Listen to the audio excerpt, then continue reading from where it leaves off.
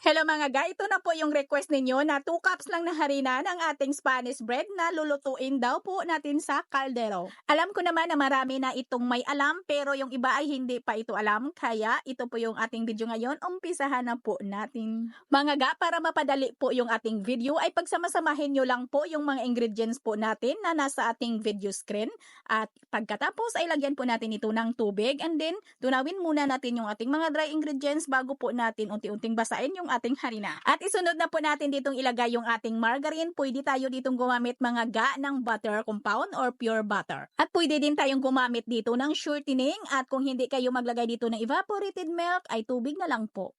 Sa ating harina ay pwedeng gumamit ng first class flour kung wala kayong all-purpose flour. At masahin lang po natin ito ng mano-mano mga ga ng nasa 10 minutes. Ayan, at nang namasa ko na ito ng mga 10 minutes, ay iris ko lang muna yung ating dough ng mga 40 to 60 minutes. At cut lang natin yung ating video, 40 minutes na. Yes mga ga, 40 minutes ko lang po ito pinahinga yung aking dough. At pagkatapos ay pigain ko lang para makuha yung mga huluhangin. At pagkatapos ay pwede na natin itong putulin. Pinutol ko lang yung ating dough ng nasa 30 to 33 grams. Hindi na po tayo dito gagawa ng palaman. Ito po yung gagamitin natin kasi request niya po ay cheese lang. Ito po yung gamit ko na cheese mga ga kasi maganda po ito ay nagme-melt po ito sa loob. At sa pagmolde po natin or sa paglagay po natin dito ng palaman ay palaparin lang po natin yung ating dough ng medyo pahaba. Gamit po yung ating rolling pin at saka ilagay na po natin yung ating cheese at saka irolyo po natin. At isirado lang po natin yung dulo ng ating dough para hindi ito bumubukaka pag ito'y niluto.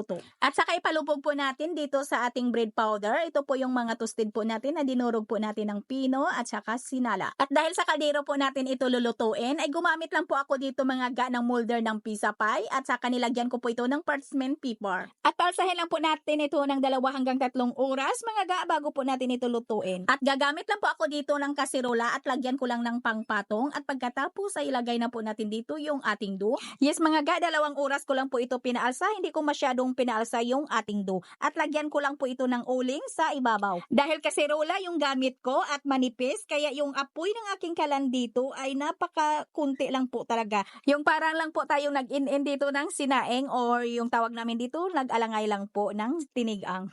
Sobrang hina lang po talaga ang apoy ng aking kalan dito kasi ay sobrang nipis nga ng aking kasirola para hindi naman masunog yung ilalim ng ating Spanish. Check nyo lang palagi yung kaldero ninyo pag kayo'y nagluto dito. Baka nasunog na yung ibabaw at saka yung ilalim ng ating Spanish bread. Ayan mga ga, nag-melt po yung ating cheese na ginamit po natin. Ayun, sana may natutunan. Magkita-kita po tayong muli. Ito pong iyong Kainday. Bye-bye!